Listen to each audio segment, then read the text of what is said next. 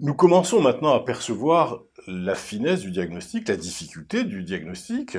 Euh, mais j'allais vous demander que pouvons-nous faire encore de plus, ou que pouvez-vous faire encore de plus? D'autant plus, et je me permets de le dire, que vous avez été l'auteur et le rapporteur d'un rapport important à l'Académie nationale de médecine sur le burn-out.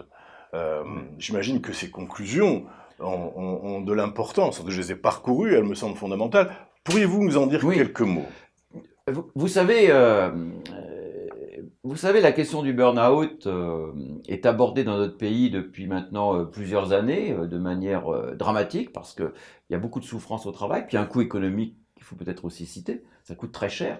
Certaines estimations, comme par exemple l'OCDE, pensent que c'est 3 points du PIB, que par exemple c'est plusieurs milliards d'euros perdus en termes d'arrêt de travail, de soins, etc. Donc c'est une vraie question.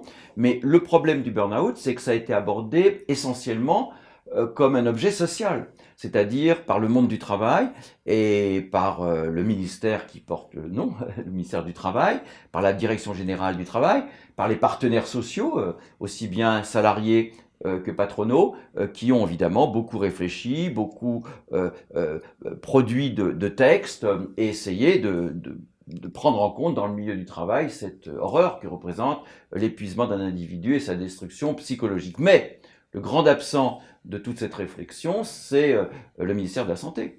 C'est-à-dire que aussi bien les grandes institutions de recherche comme l'INSERM, aussi bien la Direction générale de la santé n'ont absolument pas abordé. Donc la réalité ou la compréhension médicale du burn-out n'a pas eu lieu. Et c'est en effet ce qui a interpellé l'Académie de médecine, souvent étonné de voir que la science médicale et la science psychiatrique n'étaient pas du tout sollicitées pour essayer de comprendre. C'était quasiment même absent. Elle était complètement absente.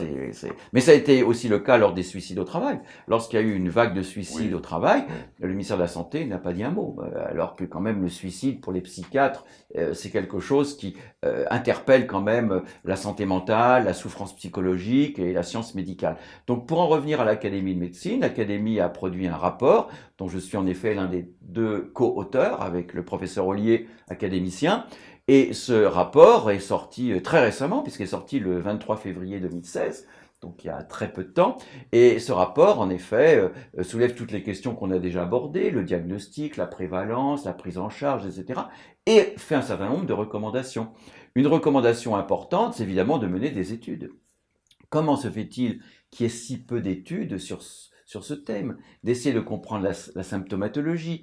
Une recommandation importante, c'est donner un rôle beaucoup plus accru à nos confrères médecins du travail.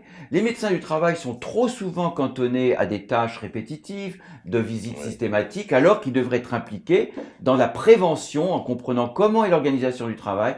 Les médecins du travail devraient être des conseillers de la direction pour tout ce qui est la prévention de toute la souffrance psychologique et la promotion de la santé au travail. Et puis, il y a aussi des recommandations allant vers les pouvoirs publics. Il semblerait intéressant, par exemple, et l'Académie de médecine a raison de le souligner, qu'il y ait des institutions interministérielles, un peu comme pour la sécurité routière, où il y a plusieurs ministères qui ont une structure, ou la toxicomanie, c'est-à-dire une mission interministérielle ou un groupement Tout à interministériel fait. qui travaillerait sur ce burn-out avec évidemment le ministère du Travail, bien sûr, le ministère de la Santé, mais peut-être aussi le ministère de la Recherche, et donc d'avoir une structure qui permette d'aborder enfin un phénomène qui a été mis en déshérence par les politiques de santé de notre pays.